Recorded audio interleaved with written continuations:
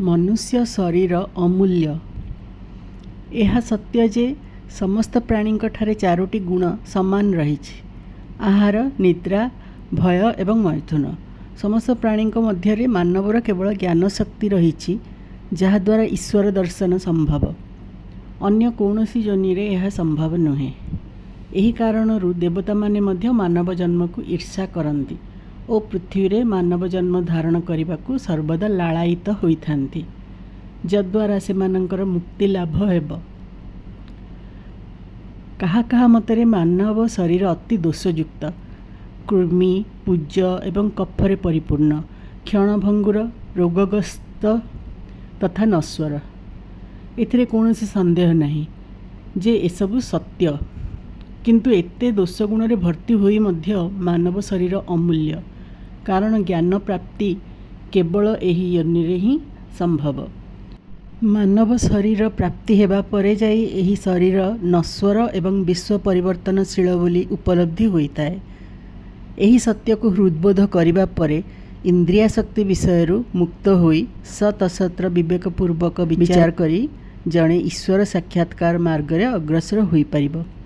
किंतु शरीर को तुच्छ एवं अपवित्र मन करी आमे जदि तार उपेक्षा करिबा ताहेले ईश्वर दर्शनरू वंचित रही जिबा।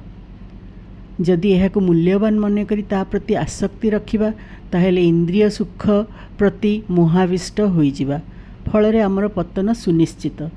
एथिपाई उचित होउची ना शरीर को उपेक्षा करिबा ना ता प्रति आसक्ति रखिबा। केवल सेतिकी जत्न देबा उचित जेतिकी घोड़ा पिठी रे बसी यात्रा करुवा जड़े यात्री तार यात्रा पथरे घोड़ार जत्न नहीं थाए।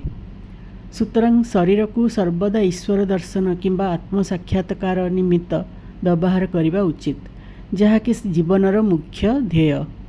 कह जाए जे अनेक प्राणींकर उत्पत्ति परे मध्य ईश्वरंकर मन संतुष्ट हैला नहीं, कारण कौनसी प्राणी तांकर अलौकिक रचना एवं सृष्टि को बुझिबारे समर्थ होई पारिले नहीं।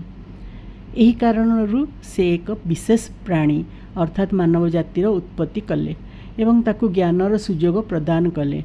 जेतेबेले ईश्वर देखिले जे मानव तांकर लीला अद्भुत रचना तथा ज्ञान को बुझिबार योग्य होई परिछि, तांको मनरे अत्यंत आनंद और संतोष जात हैला। श्रीमद् भागवत एकादश स्कंद 9:28 एथि सकाशे मानव जन्म प्राप्त हेबा अत्यंत सौभाग्यप्रद। उच्च ब्राह्मण कूल जन्म हेबा तो परम सौभाग्यर लक्षण। तेबे साई चरणाम्बुजरे प्रीति एवं तांकर शरणागत हेबा ए सबुठारु मध्य श्रेष्ठ।